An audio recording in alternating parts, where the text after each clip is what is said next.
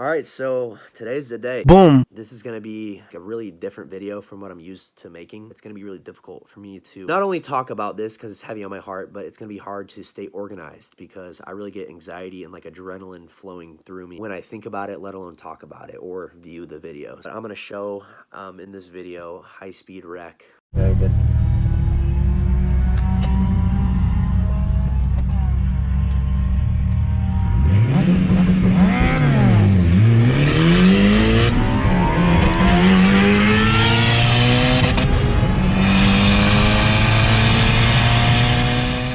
So right here I let off because it's extremely established I have lost the race.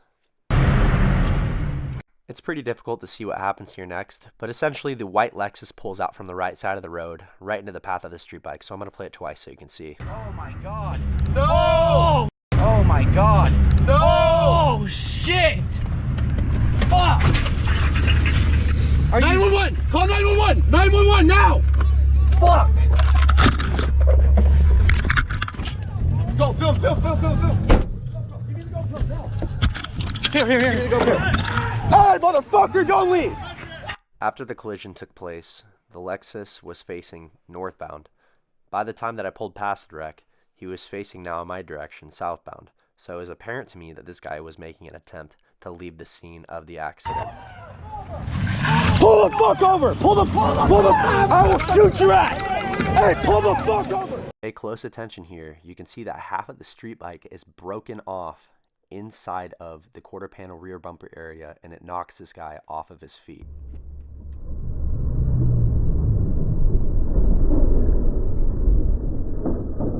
Dude, like seriously, watching this over, and they charged me with vehicular assault, and not this guy. Hey, get his ass! Get his ass!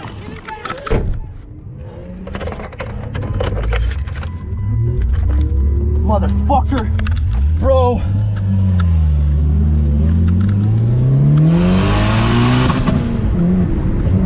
Fuck! My fuck! Pretty much right here, my car is hitting boost cut. For everyone that doesn't know really anything about cars, it pretty much just means that my car has the power of a Honda Civic or the power of a lawnmower or a torque wrench. Fuck! Fuck, bro! Fucking A! Oh my god, bro! No! No!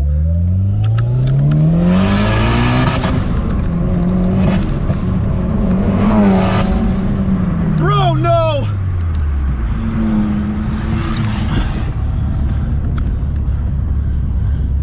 Oh my fucking god, bro. No. Bro, he dipped! He fucking dipped! So right here, I'm not going to show, well, let's just call him Iron Man. He's really earned that name. We all call him Iron Man now because he has survived this wreck, but I'm not going to show him laying there. He requested that I do not show that, and I didn't want to anyways. Oh my fuck, bro.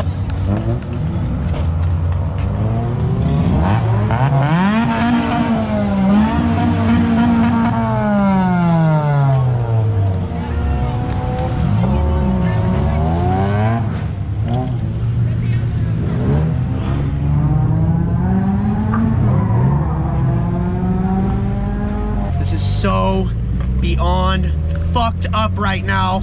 This is the Lexus driver leaving the scene. Somebody was following him and took this picture. You can see the front fork of the street bike has snapped off and is wedged in the quarter panel rear bumper area of the car.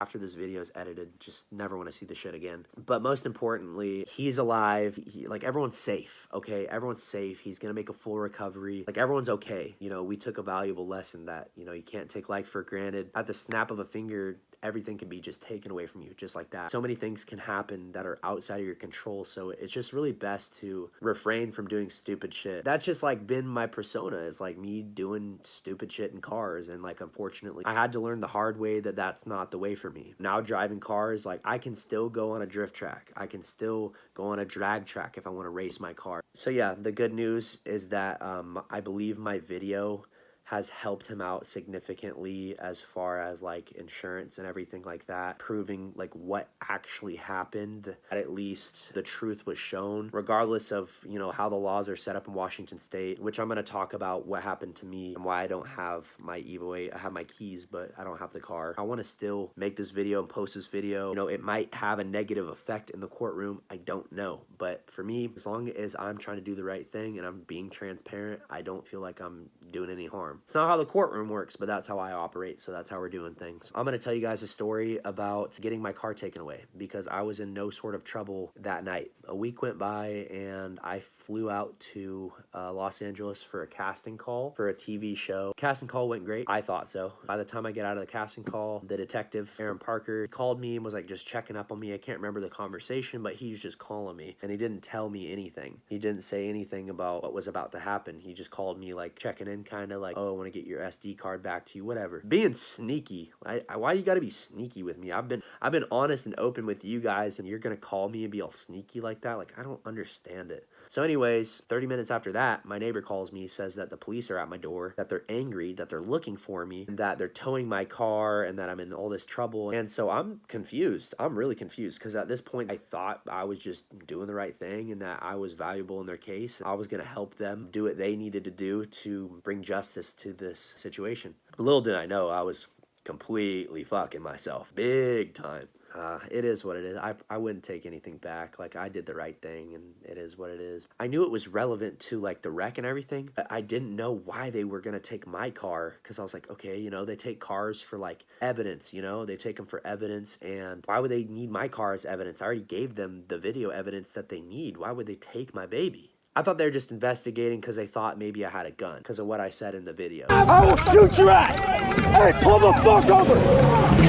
I was like understanding, you know, I was like, okay, whatever. I'm just going to try to call and see if I can just go and get my car. I book a flight back home ASAP, spent hella money, missed the flight. I completely lost the flight. It was like $300 something, and then I bought an even more expensive ticket. So I spent a bunch of money flying home. And then by the time I get home, I learned that I can't just go get my car, that it's not just like impounded, like they seized it. And so I call the detective and then he leaves me this message.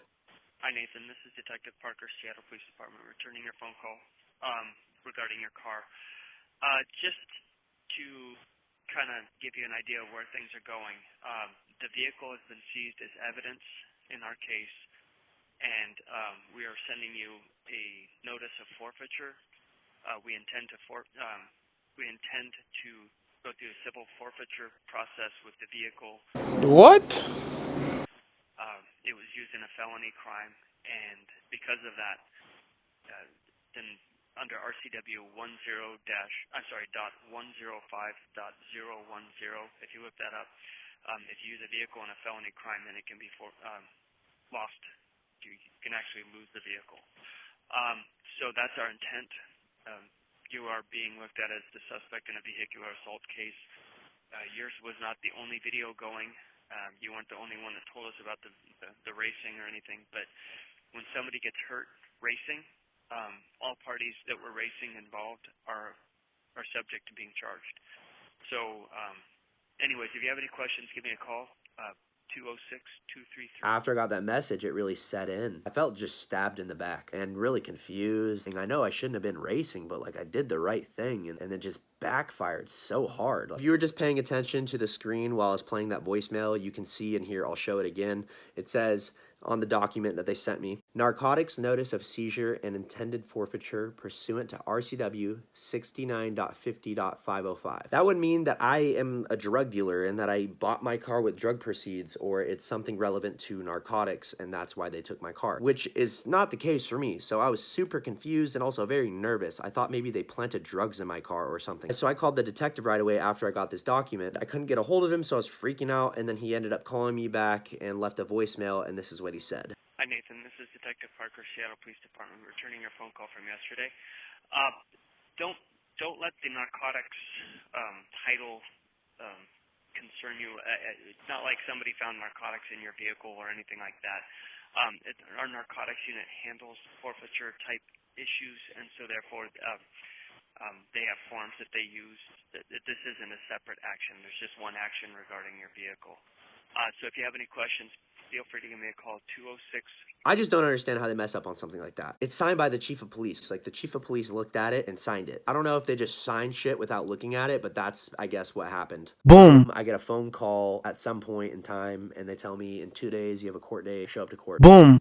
They charge me with 3 things. They charge me with driving on suspended, which I understand. I just didn't know my license was suspended. Boom. Then they charged me with the reckless endangerment and a felony charge, vehicular assault, which is so hard to understand. Boom. It was unfortunate that that happened, but I mean, you can see clearly in the video that I did not cause that collision whatsoever. Oh yeah, how I get the car back. The only way I can get the car back is if I do not get convicted with a felony. So if I get anything but a felony, I get my car back. So yeah, I'm done talking about this shit. I hope I explained like everything, and wish me luck. I'm gonna try to be responsible and do what I can to handle this and eat this up like a man. Boom.